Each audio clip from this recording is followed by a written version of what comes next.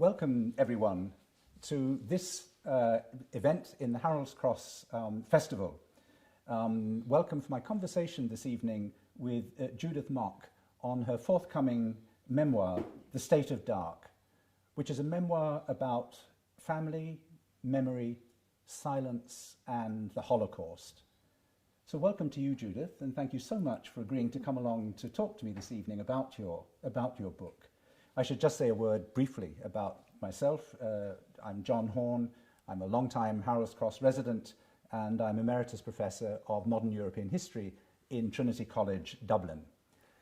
As you can see, we're sitting in this wonderful setting, which is the Irish Jewish Museum in Portobello. And I'd like to thank the Board of Management of the museum, and in particular the Chair, Edwin Alkin, and the Vice Chair, Yvonne Altman-O'Connor, for hosting us this evening. I don't know about you, Judith, but I can't think of a more appropriate venue in which to talk about your book this evening. Judith herself, I should explain, lives in Portobello, but just a stone's throw away from Harold's Cross. I think from your window you can look right up into the heart of Harold's Cross. And being here reminds us, I think, of the connection between the Dublin Jewish community, many of whom settled well over a century ago in Portobello, and then many of whom subsequently moved into Harold's Cross and through Harold's Cross to Terranure. I know certainly the street that I live in, Westfield Road, is a street which has a long-standing connection with the Jewish community.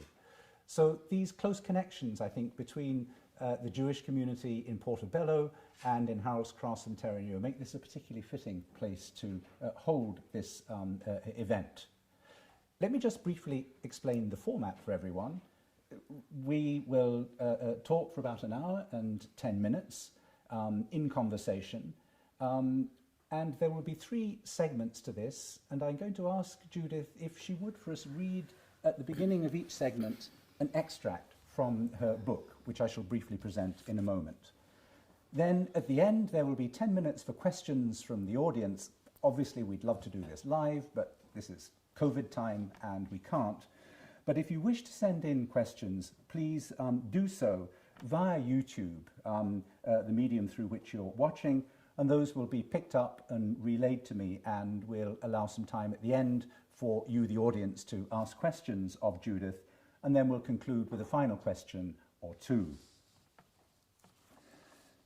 We're here then, Judith, to talk about your book, but I should first say that for those who don't know you, that you're a woman of many parts, and we could be talking about this evening about any one of those parts. You were born in Bergen in northern Holland in 1958, but you are now a Dubliner. You have an international career as an opera singer, having trained at the Royal Conservatory at The Hague and later with Elizabeth Schwarzkopf, no less, and you also are a voice coach. But in addition, you're an author, a poet, a playwright. You speak and write and sing in several languages. As I say, we could spend a wonderful hour here this evening talking about any of these aspects, and if people would like to know more, then they should go to Judith's website, judithmok.com. Mok spelled M-O-K, judithmok.com. But we're here this evening to talk about your latest incarnation, which is as a memoirist, a writer of a memoir, and your book, The State of Dark, which is forthcoming with Lilliput Press in Dublin, January of next year, 2022, but already I understand there are translations in the pipeline. So thank you again, Judith, for giving Harold's Cross a preview, the preview, of your powerful and I must say beautifully written work, which is both a memoir, but also it seems to me something more, a testament. For you tell your own story, that's perhaps the memoir in it, your story of growing up in a Dutch Jewish family and discovering music and literature through your artistic parents, your father Moritz, a very well-known poet and translator in the Netherlands, your mother Reimke, who wished to be an actress and who to the end of her days was deeply versed in both literature and in music, and how you discovered both your own talents in these fields and yourself as a young woman growing up and travelling around Europe in the 1980s and the 1990s. You tell this story in your memoir, and yet you do something else. You also tell your parents' story in a way you speak for them. And that is, I think, the testament part of the book. And the two threads are closely interwoven, so that the kernel, it seems to me, of the book is what happened to your parents during the Second World War, in the Holocaust, and what the legacy of that was in the post-war period for their lives and for you growing up. You let drop several hints in the memoir. You talk about your parents, you say they fed me crumbs of the story, or I heard my parents whisper about the camps. Or in a particularly poignant moment, you say, I gathered half a century of unsung pain to myself. So it's a memoir and a testament around silence. Mm-hmm. And it's that silence, which is perhaps one way of understanding the dark, that I'd like us to start by talking about. And perhaps you would begin by reading us an extract from The Dark on that subject. It is an online phone book that directs me towards the offices of what once used to be the transit camp of Westerbork in Holland, a camp built in 1939 by the Dutch government to house the endless flow of Jewish immigrants until they decided to close their borders. In 1940, the Germans occupied Holland and took over the camp, where tens of thousands of Dutch Jews were interned to facilitate their transportation to German concentration camps. I have decided the time has come that I need to know what happened to my paternal grandparents and my aunt Saar. There was never enough courage in our family to rip down the curtain completely and face some naked facts. Facts that remain: date, year, number of barracks, train, camp, tattoo number, death. On this bright day, the Dublin mountains are lit up by a soft sunlight. All is quiet. A cat hides behind my computer screen, basking in its warm blast. When I dial the number of the still in place offices of the former camp of Westerbork and hold the phone to my ear, I pretend to myself that I just have to ask a practical question about some family history. A very kind lady answers the phone. I explain who I am and what I am looking for. I wait for her to go through various computer files while I stare patiently out of the window. Yes, she says in that calm voice. There they were. The three of them arrived on April 3, were put in prison barracks number 6 because they had been in hiding and were being punished. Then they were put on a transport train to Auschwitz on April 7, 1944. My grandparents never got a tattoo number, she says. They went straight to the gas chambers when they got off the train. With devastating speed, time has pulled me back to April 1944. I'm still holding the phone with a shaking hand, and as tears start streaming down my face, I can see myself sitting in the space of a cold fact. My room has faded, my life has faded. Now I am the family member who knows exactly what happened to them, my close relatives. I try to find my voice, thanking the kind lady who must be used to her thankless task of telling the horrible truth. I also understand suddenly why my father didn't get any details about his parents' death. Whether they were gone or not, they didn't get a number and slipped through the mesh of the well-organized German administration. I talk and the lady agrees with me. She has something to add, though. if I would like to get an email with a list of all the disappeared family members. I don't understand what she's saying. The landscape outside is blurry, my head is swimming, I stammer, all right, and hang up to open my email. While I sit reading, nailed to my chair, rows and rows of names appear on my screen. All these family members, babies, teenagers, aunts, uncles, cousins.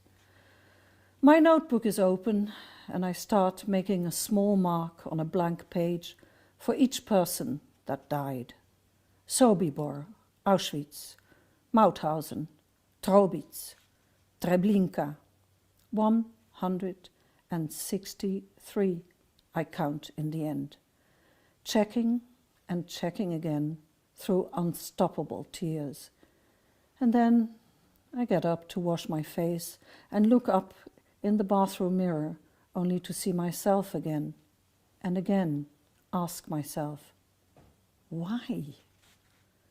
I sit down on my bed and unconsciously stroke my grandfather Heiman's talit, his prayer shawl that he should have been buried in, but that has been smuggled through the war by my father instead, and is now covering the end of my bed. Only now do I realize that it might be time for me to speak where my parents stayed stumm, in order to let their new post-war life take over. The silence they carried around with them was filled to the brim with dead voices. I read my father's extensive literary work and I listened to my mother's stories while they passed on this terrible silence to me. Why speak? Why tell the tale told so many times already by great writers or courageous survivors? I ask myself this, feeling completely flat and empty.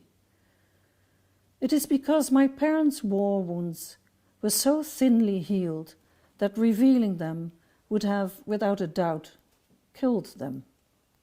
Because everything they loved and stood for in their life and culture had been destroyed with the intention of reducing them to the barbarians themselves.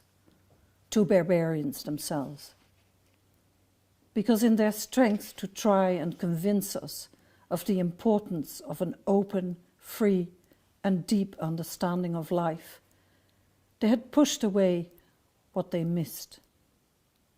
Also, because they and their families had brought so much to their country, a richness in culture and love that took just a few minutes to wipe out.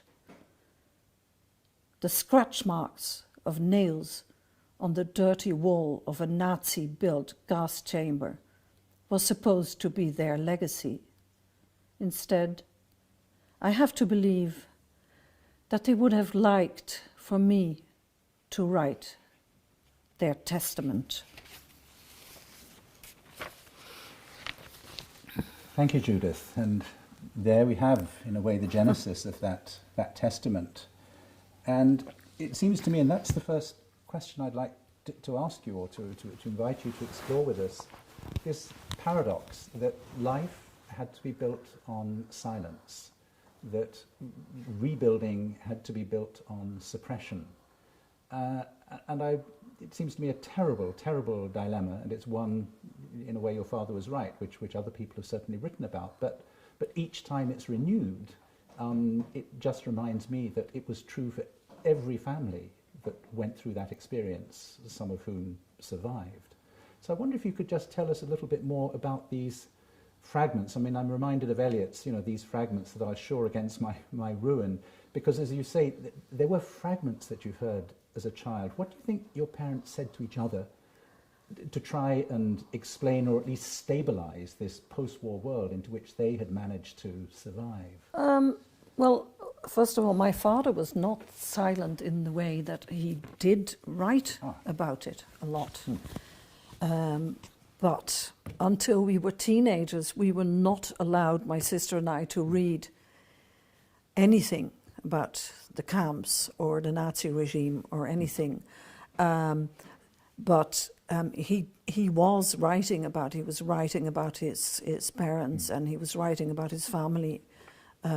So in that way, he wasn't silent. So he had a way, as he was already a very established and well-known writer. He had a way. A long literary 84 books. Yeah.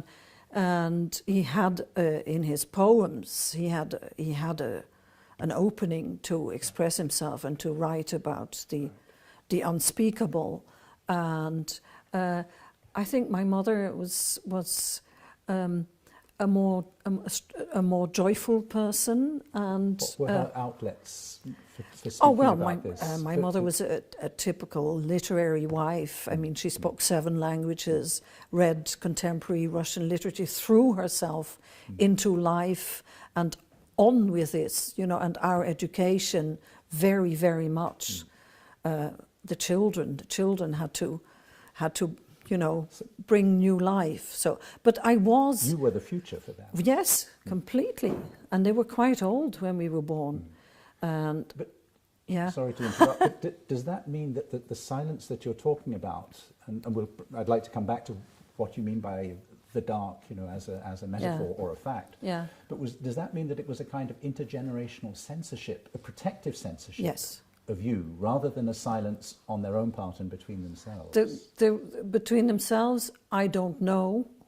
I'm sure they talked. We heard them talk about. But don't forget that we were surrounded by their friends who had numbers on their arms, and people who had been tortured, and we did ask, why is she like that? Or unfortunately, a lot of my father's and my mother's friends were in the camps and then survived, and then in the end couldn't deal with it, and ended their lives because just the experience was just too hard for them. So there was a lot of death around us, and I think they thought that's enough, enough for these 2 young girls. No more death than that. And perhaps this is the historian in me, but just wanting to place this in context, that we know that of 140,000 Dutch Jews living in the Netherlands before the war, and then there were 7,000 German Jewish refugees, like the Frank family, that of those 3/4 perished in the Holocaust. About 112,000. So there was a 1 in 4 chance of surviving. So your parents and the friends that you were talking about, survivors in some cases with a sense of only being conditional survivors, knew that 3/4 of the world that they had known had perished, had gone. Yeah, yes, they were lucky, and in the same time, of course, they were always asking themselves, why me? Why did I survive? And yeah. But if I can come back to the question of that intergenerational sort of censorship, at the same time you say that you have the feeling of the complete story being something that your father didn't want to, in its family detail, didn't want to interrogate, didn't want to bring out. No. So that there was an internal censorship, a silence on the part of your parents towards themselves, not just for the protection of you. Yeah, there were moments where, not so much my mother, and she did talk about it much, much, much later, actually, towards her death. She didn't talk about it because she just pushed for music and pushed for us reading and having opinions and being curious, and she threw herself in. But my father he would have every 6 weeks, he'd have 3 or 4 days where he'd close off to a complete silence, because obviously he didn't want to talk about it, and he didn't want to talk with us. So we were used to him sinking into that behind the curtain, So can I ask you, the title of the memoir, it's a very powerful one, the State of Dark. Yeah. But could you just unpack that a little bit for us and tell us what the dark is, what the state of dark is? Is it the response of your parents? Is it the silence? Is it the event itself? The dark is, I think, is what happened, and yes, no, it's a much bigger thing, and also it's as opposed to the light. I mean, I think, and that's also in my book. I was thinking of a much broader thing. You know, I was thinking back to, you know, on the time of Mendelssohn, the whole Jewish Enlightenment. I was thinking of going towards the light and opening up things, and that nowhere but, ironically, in Germany, you know, where you have you have Walter Benjamin, you have all the great philosophers, you have everything, and all this whole development. Both my parents were completely imbibed in German culture, so as opposed to that, there is the darkness of nothing. So it's the dark. It's the dark that destroys the light. Yes, in this case, that enlightenment, that light that was there, and all the things that they had learned, and you know, and they brought with them, was completely annihilated. Yes, it was. They created a darkness. They created a whole state of darkness. Yes, a state in the political sense, but a state in the state of being. That's why I chose the title. It's a very double, triple. And for me, I kept thinking of black holes, because in what is destroyed, it's not. I mean, there are certain kinds of destruction which can be repaired and rebuilt, and towards the end, I'd like to come back to that. Yes. Point. Yeah. But in black holes, as we understand them in the galaxy, that doesn't happen. Matter is simply sucked in and destroyed in fragments, sucked in, and there's no way back out of that vortex. And I wonder if you think that now at the distance of 70 years or more, that the Holocaust had that kind of quality to it. I never used the word Holocaust. I used the word Shoah, which means destruction. Yeah. Because Holocaust is an offer for something. Nobody was offered for anything. It suggests the possibility of some kind of redemption. Exactly. There was no redemption. Shoah is the real word. As a historian, I use the term genocide, which is neutral, although terrible, but almost a legal description. But we call it the Shoah because it's the destruction. It is the destruction of an entire culture, of an entire type of, an entire, obviously, race and culture. But so that state of dark is in fact has an extraordinarily destructive capacity to it, and then leaves the darkness as a kind of shadow of that which is gone and perhaps can't be reconstructed. Yes, well, that's what I say in my book as well. I use the names of my family. I use the stripes as a wall, and the wall is there, and behind the wall is the state of dark. Yeah. And yet, as you've just reminded us, if one can, and clearly one has to go back behind somehow that wall, that state of dark, that vortex, whatever kind of metaphor or symbol one wants to use. There is this prior world that you've just evoked, that prior world of Mitteleuropa, of Middle European culture, German culture, in which the Jewish contribution in all fields was enormous, and in which, of course, Jews themselves felt deeply at home. Yes, they were integrated. They loved it. I wonder if we could move to that for the second segment of our conversation. And perhaps I might ask you to read a passage from The State of Dark, which I think evokes that for us. In the year 2011, I open a book by a well-known American music critic, and I come across a small photograph of the world-famous composer Gustav Mahler on the beach in Scheveningen, 1903. It looks to me like the same photograph that my grandfather took. When I check with my sister, who still lives in Holland, if that could be the photograph, it turns out there were two copies. One is still in our mother's desk at my sister's home, and the other picture went to the Amsterdam City Archives. In the quiet of a Dublin afternoon, I look at the page, and the man on the beach, in the picture, frail, with a certain nonchalance, his hat pushed back and his coat thrown over his shoulders, unsmiling, but with a pleasant aura of confidence about him. I know this is Gustav Mahler, but I'm aching to see the man who took that picture? My grandfather. The first time I saw this picture, the wind was howling around the house that afternoon, blowing hard into the flames of our stove. My mother was reading a book with the cat in her lap. I was 7 years old, and I felt safe in my surroundings. I decided to climb onto my mother's desk chair and seat myself at her desk. Dark mahogany, sculpted little pillars at the side, a treasure of secret drawers I was allowed to play with. In fact, it was my grandmother's desk. For a while I sat there drawing, my sketchbook open on the green felt, while feeling the kind eyes of my grandmother on me. A small portrait of her in a silver frame stands right above me on the desk.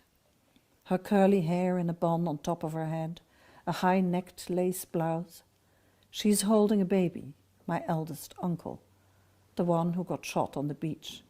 I had heard my mother talk about him. That was not what I wanted to think about. So I slipped off the chair and dug into the dressing-up clothes chest in the corridor. Once I pinned up my hair, adorned a velvety long gown, and drowned my little arms in endless gloves in front of the mirror. I thought I had achieved a likeness to my grandmother's style and went back to sit behind a desk to take up my drawing again. Not for long, though. 2 pictures had fallen out of one of the secret drawers that I should not have been rummaging around in. One was a small photo of a man in a hat and coat, standing on a beach. I wondered who that was. "Mummy!" My mother looked up from her book, inhaled deeply from her cigarette, and stared at me. I had disturbed her with my question, and now I wanted to stir up memories. "Oh, child," she said, "that is a picture of the Austrian composer Gustav Mahler. Your grandfather took it when he was out for a walk with him and Mr. R. on the beach in Scheveningen.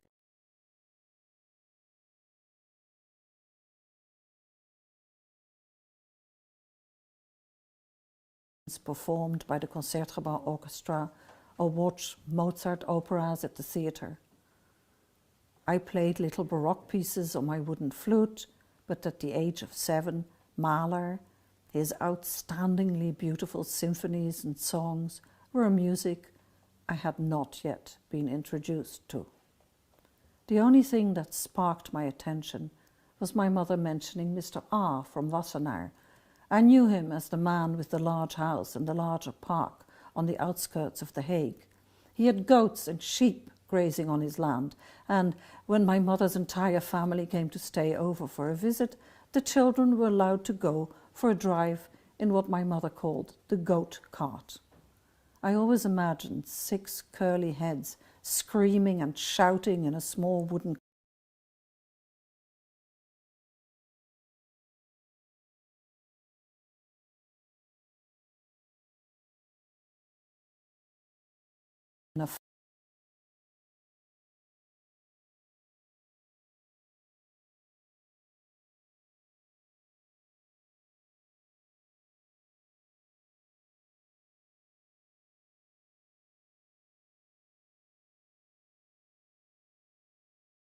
In 1947, many people were tortured and killed in that stunning building where Mr. R. and my grandfather plotted to finance the performances of Gustav Mahler's work.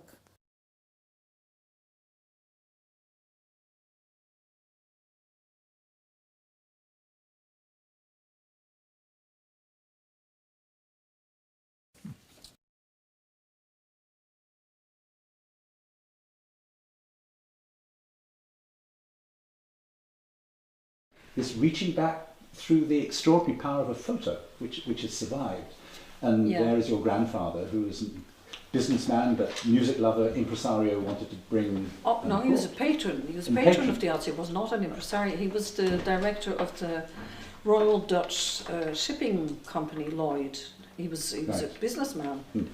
But he was crazy about music. And so obviously they They were into culture. Yeah, You and know, so that was the tradition. He brings Mahler to the Netherlands. Mahler, who was a Jew, of course, and who converted to Catholicism and then converted back to Judaism at the end of his life. But because who stands as an emblematic figure of the integration of Jews into that Austrian, that Viennese culture of the end of the 19th century. That's the whole point. With all of the reverse side exactly. of anti-Semitism. Yeah, because they wouldn't, that's the whole point, they wouldn't let him play some symphonies, although he was conducting the symphony orchestra in Vienna. They still wouldn't let, and then my father and Mr. R, I can't say his name. Your grandfather. My grandfather, yes, said, well, we must have Gustav over here, and we must have the Concertgebouw Orchestra play his symphonies. So they were played in Amsterdam, thanks to my grandfather and Mr. Geeser, before they were played in Vienna. Right. So that was a pretty big, well, if you're into classical music, I mean, it was a pretty big deal. But it also says something about that extraordinary cosmopolitan artistic world of turn of the century Europe, and in particular its kind of Germanic centre, and the integration with all of the undercurrents of anti-Semitism already there, but the integration of Jews into that. So I find that a very powerful evocation of the world before. Yeah. Before the Dance. Yes. And I wondered if you could tell us a little bit more, because you refer in the memoir to these two dimensions, two inheritances almost in the Dutch Jewish community. There's the Ashkenazim side, but there's also, of course, the strong Sephardim side. One thinks of Spinoza, of the importance of Portuguese and Spanish Jews in the Netherlands. And your family, if I'm not mistaken, illustrates the two. They were, yes. My father's family were from Sephardic descent, and my mother's family were from Russian Ashkenazi descent. And the two, in general, didn't mix. The most beautiful synagogue in Amsterdam is a Sephardic synagogue, which is one of the most magnificent synagogues in the world. And then, of course, the Ashkenazi built their own synagogue, which is now the Jewish Museum in Amsterdam, across the road, because they didn't want to go to each other's synagogue. So there was always that,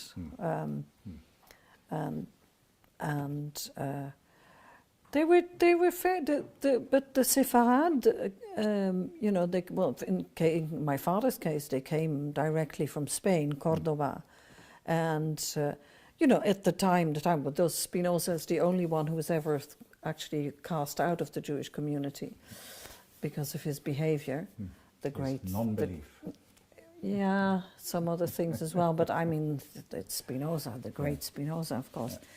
And there was Da Pinto, Mendes da Costa. They were all very, very or relatively wealthy Sephardic Jews who were moneylenders to both the Spanish king and the Dutch king. So the two armies were fighting each other, and they were giving money to both. They didn't care. Yeah. And so in this world of Dutch commercial wealth, of city life and so on, which has been developing for 3 centuries, the Jewish communities are deeply integrated. And I think the story which you just read us, No, they were not. They were not. If you ever go to Amsterdam, they were not allowed into the circle of the canals. They were merchants, and they obviously. But all their houses are built outside the ring of the canals, because they were excluded not by the early 20th century. Not until the 19th century. Until the 19th century, it was not as late as Rome, which is the last ghetto ever. Yes, But But my sense is that from your memoir, one gets a sense of a kind of a self-confidence of this community, its place in Dutch society in the interwar years. And that, in the case of your family, clearly the artistic side of that, the music, but the literature as well. And that means, I presume, that the suddenness of the outbreak of war in 1940, these things which in hindsight one can see coming, and there was already the influx of German Jewish refugees into the Netherlands, but there are things one sees and things that one chooses not to see. At one moment, I think you refer to a maternal aunt who marries the Bulgarian doctor who's on the but he was Jewish. But they're on the Côte d'Azur yes. as war breaks out in 1940, Yes. and they choose to try and go on with life as Yes, it had they do. been. Well, they went to Switzerland, but they were betrayed. Yes. They were betrayed by their landlady. Well, that's all in my book. In one of the most terrible Awful sequences ways. in the book. Oh, it's awful. It's But an in the awful case story. in the case of your own mother, she almost got out to the United States. Yes. Is that right? Could you perhaps tell us a little bit more about that? But she wanted to get out, of course. So she got a ticket to sail to America, but she got very sick. She had a terrible flu, and she thought, "Oh, I'll take the next ship." And there was no next ship. We're talking 1940. Yeah. Yeah. So that was the last ship she could have been on. I wouldn't have been here. This sense of life hanging by a thread. Even this sense of confidence in life, in the present, and so on, which is still there in the 1930s, despite the shadows gathering, and yet when the war comes, it's a terrible shock. Well, my mother, I think my mother was quite naive. You know, she came from a very different. My father was, already completely a well-known poet and writer before the war, and he wrote the first pamphlet about Nazism in Holland and published it and said, "This is what's going on." He knew everything about the gas trials and he knew everything about the camps. He knew everything in 1939 already. So he was, and that's why he never wore a yellow star. And of course, your mother and father had briefly met just before the war, but then their relationship is separated by the war, and it's not until afterwards. No, that they were from a very different background, and they, my father lived in Bohemia, but his background, his family wasn't at all the same kind of family as my mother's family, which was, they were socialites, and my grandmother was the first real suffragette, but she was wearing, Schiaparelli, great fashion designers, and she would climb on tables. Oh, there were photographs of her in the paper every week, but she was, again, incredibly well read, but they were a social family. And so from these two very different backgrounds, can you just very briefly describe, before we perhaps move to our third segment, how it was that both of them managed to survive the war, to be amongst that 25% who did come through it? You know what, I think they often wondered themselves. My father had a lot of protectors because he was, again, a well-known artist. So there were a lot of people who would say, "Now you're going there for 6 weeks, now you're going there for 6 weeks." So they would hide him wherever they could hide him, sometimes under floorboards, sometimes behind a wall. There was an apartment, but he was continuously hidden by people. Right. And your mother? And my mother, she was also helped by friends, but in the beginning it turned out that people said, "Oh, you can come and live with us," and it turned out they were actually collaborators. Wow. So she actually always told us that she jumped out of the window during the night and fled, and then fled to people obviously that she could trust. But she got. She hardly survived. She got very, very, very sick. That she had tuberculosis by the end. No, she had everything you can imagine. She was basically dead. They put her on the first Red Cross transport to Switzerland in 1945, and she was in a sanatorium there for years. And then your parents get together in They met at, my father gave a reading, and she thought, "Oh, I know him from I saw him when I was when I was a teenager," and she went to listen to him, and he said, "I know you. If they were in the same town." Both sort of in their 30s. She 5 years younger than Oh, him. no. My mother was in her late 30s. My father was in his 40s. Yeah, yeah. It seems they've survived. A good moment to move to our third segment, and I'd like to talk about After the Dark. And perhaps you'd read, if you would, an extract which touches on that.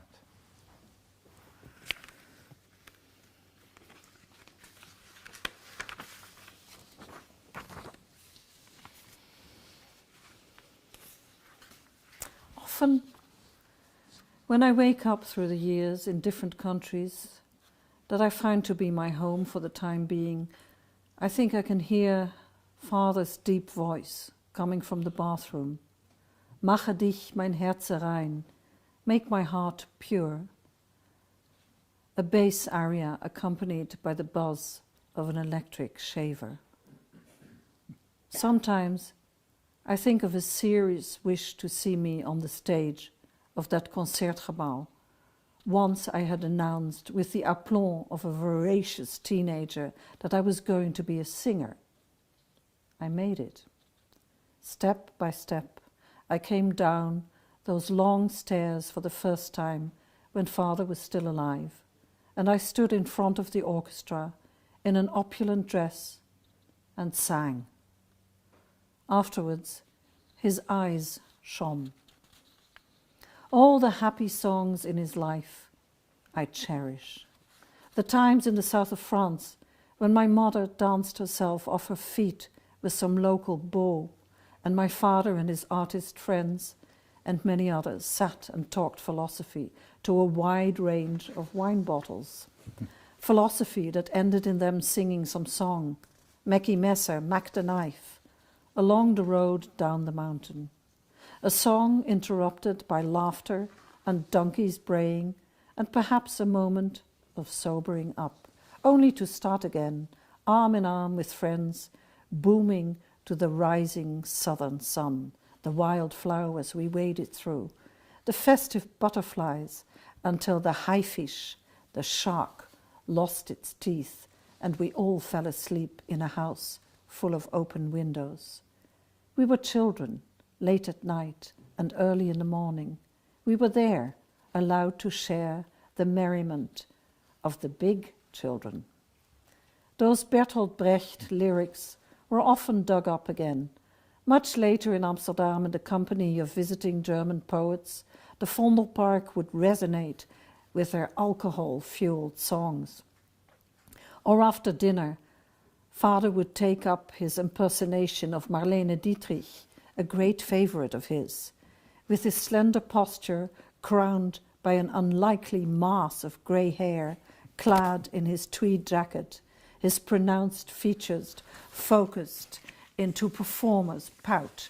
He would proclaim in a half-sung manner that he was in love from head to toe, accompanied by deafening laughter. During the last 6 months of his life, he refused to go into his workroom, claiming that they were waiting for him. Time and again, he asked me if I couldn't see them. They were telling him something, he said. He was so frail. I didn't want to offend him, so I asked what he thought they were telling him. He sat in his modern living room on his Swedish designer chair surrounded by light and started to cry. I'd rarely heard him cry and tried to take his hand that was resting on an open book by Paul Celan. I wondered briefly about his choice of rereading this great poet's work and the fact that we had recently met his friend and fellow poet, the French author Edmond Jabès, who told Father and me about the last terrifying years of Celan's existence. He started to hum a song, a Yiddish song, only to stop abruptly. It was his sister's, Sire's, birthday, he said. She liked this song. They used to sing it together. Mit Reisinken und Mandeln. He started up again. Now I was crying. He'd never mentioned this fact before, and I had never heard him sing a song in Yiddish. It was for her, he said. And he started this haunting tune again. Then he got up and opened the door to his workroom, but he didn't go inside. Instead, he turned around and asked me if it was too late to go. Where? I asked through my tears. All these years of unbroken silence, waiting for this song to come back? Where? I asked again. To Auschwitz, to erect a monument for his sister Sarah. Auschwitz, the place where she was murdered, her and her music. He sang again, shaking. He seemed to hope that I, his child, could make this happen. There was nothing I could do except share his suffering. He never had the courage to sing this song after her death. It had been replaced by the songs of his new life. I gathered half a century of unsung pain to myself. Today, he said, she had asked for it. His voice was so weak when he asked me if I thought that they, the ones who were waiting for him in his workroom, could hear him. A week later, he died.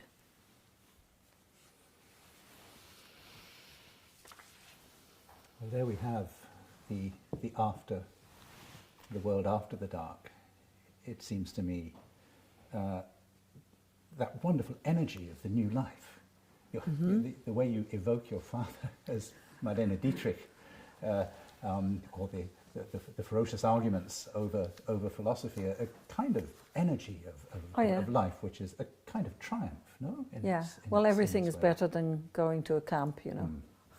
But to be able to do it nonetheless. Yes. Well, they were. Yeah, they were. They were able to do it. It was very funny, really funny.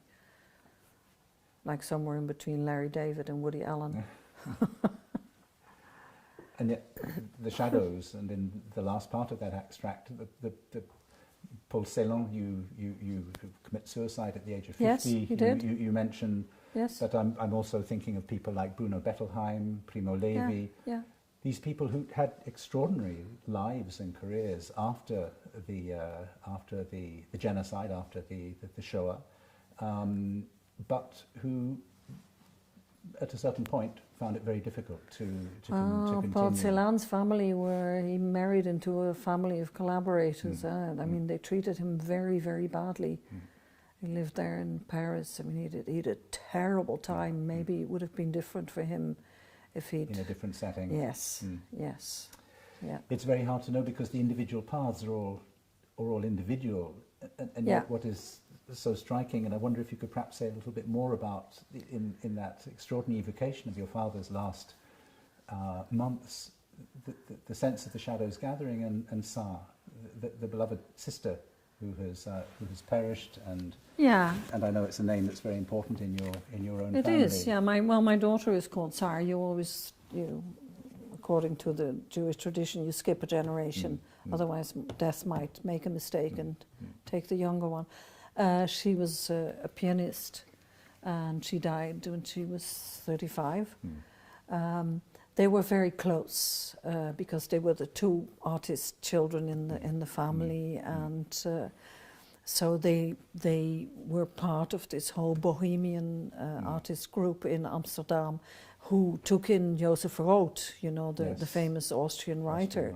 He writes about that in his letters, and there's actually a photograph of him, my father, in his last book of letters, because they helped him. He left Berlin, and so they were very, very close, and it was obviously, I mean, every death is inconceivable, but it was she was his ally in everything he did, and she was a little bit older than him, and then she was gone. And because your father dies in 1989, is that right? So, yeah, that's right. So this is at a period when you're still kind of establishing yourself in life. So can you just say a little bit about the carrying of that memory of that those last weeks with your father at a time when you were still in establishing yourself and so on. It's I was pretty established as you mean as an artist? No, or? I meant more that when one's in one's 30s, one's still kind of establishing oneself as a person, one's own personality and being, and yet, as you explain in different ways, it seems to me in your memoir, the personal part of this, that you're being given something, you're being handed. Implicitly, perhaps. Yes, it's funny you're saying that, establishing myself, because my parents, especially my father, by the time I was 4 years old, demanded that I have an opinion. So I think I established myself very early in life. I became very, very independent, and well, like I started studying in the Royal Conservatory when I was 14, Yes. So I was already working. I'd been working as a soloist, as a singer, already for a good 10 years, and I was very much.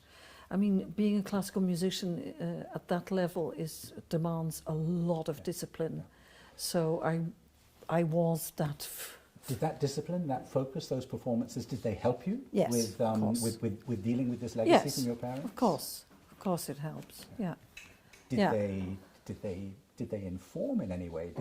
Is there any relationship between the music which is closest to you? I mean, you have that wonderful expression in the piece you just read for us, where you talk about the songs which are dearest to you in life, the most joyful songs.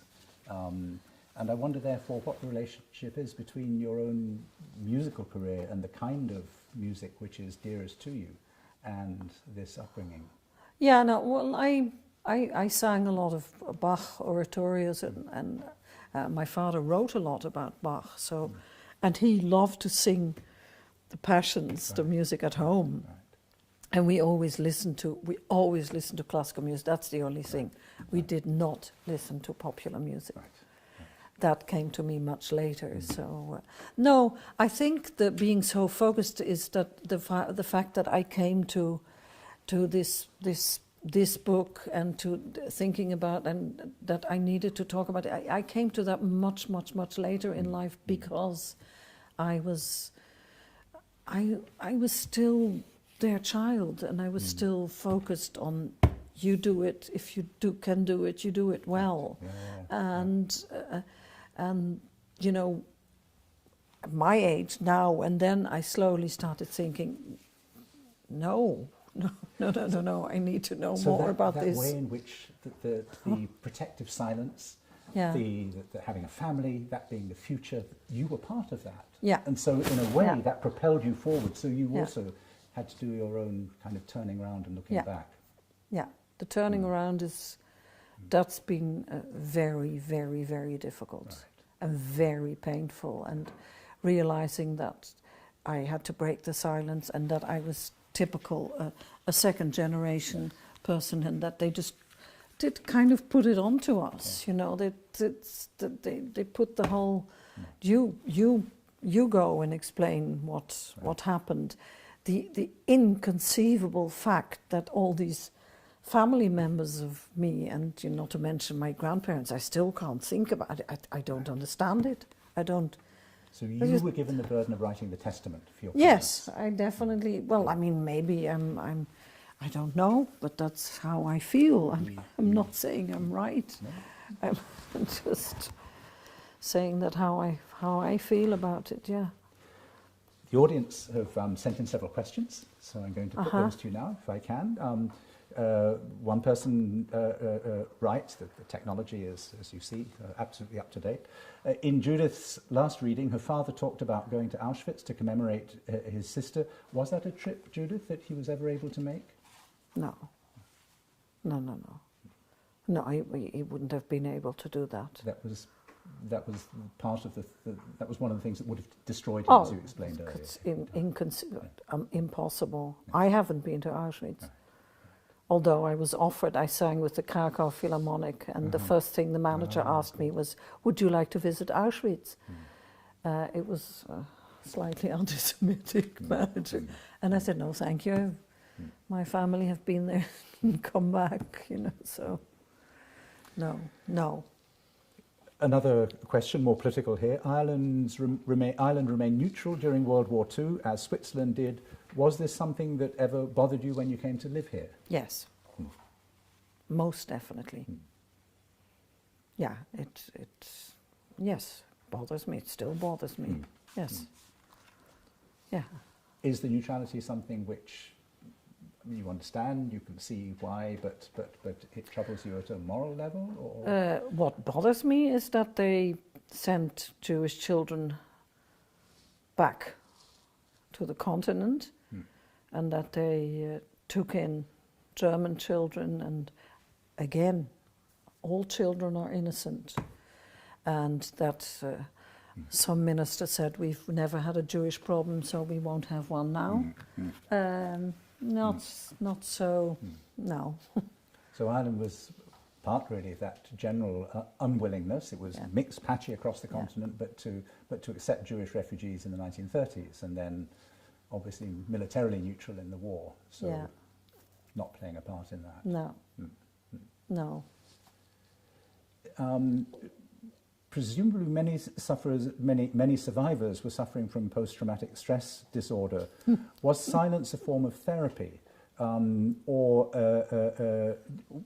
as a reaction to absence of, and a reaction to the absence of any formal counselling or therapy?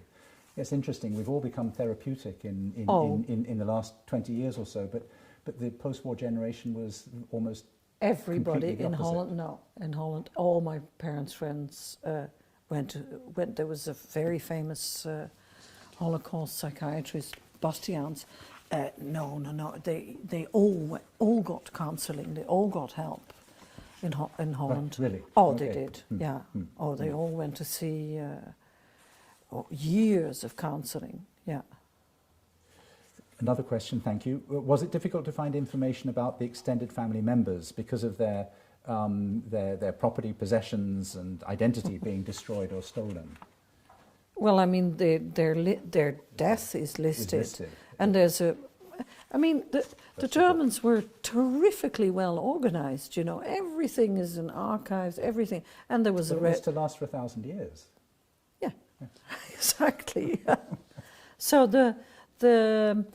no, and the Red Cross list. I know exactly who perished. So it was not difficult. About their lives. No, I don't know much about their lives. I'll leave that one to last. Judith, what did you know of Ireland before you met your Irish husband, and had you spent any time here? I had never been to Ireland. Obviously, we knew about Joyce, Beckett, Synge. We knew about the pogrom, the one pogrom. The Limerick pogrom. Yeah. That's all we knew about. And I knew nothing, except for its literature. Yes. Which literature was important. That's one of Ireland's greatest cultures, so that's what we learned about, and we read, and that was it. No, I knew nothing about Ireland. No, to be honest, no. The haphazard nature of life that brought you here. Yeah. And husband sitting here in the small audience, Michael. And one final question, which brings us, I think, to the last brief segment of our conversation.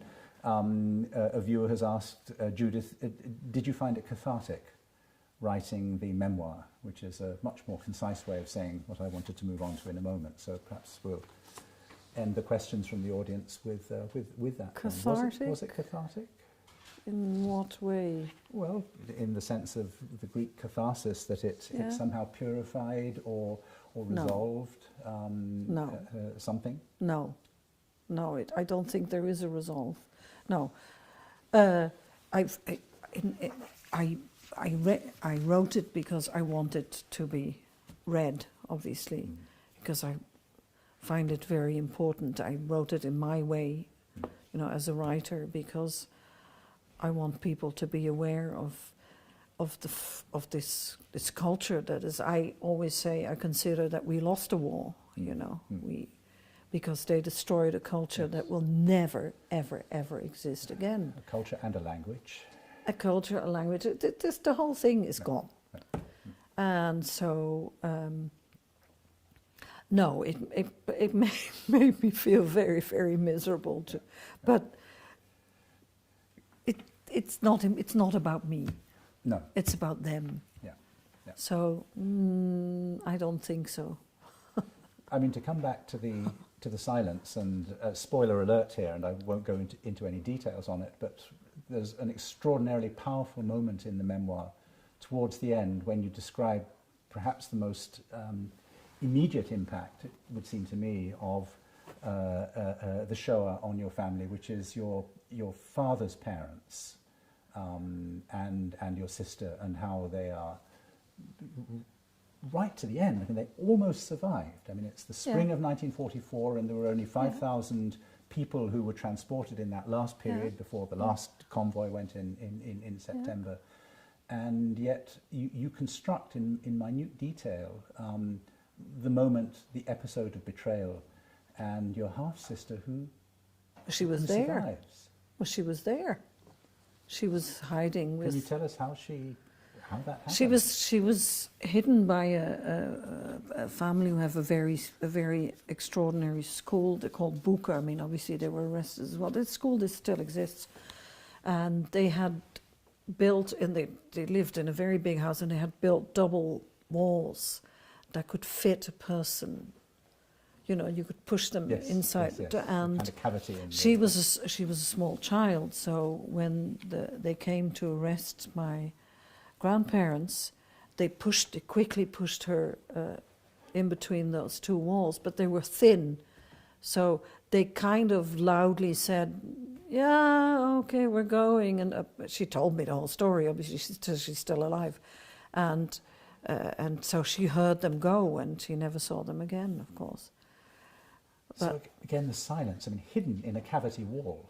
But my sister only told me this 6 years ago. She never told me, because she said she felt ashamed that they didn't take her. And I said, "Why did you never tell me this?" She said, "I couldn't. I just couldn't."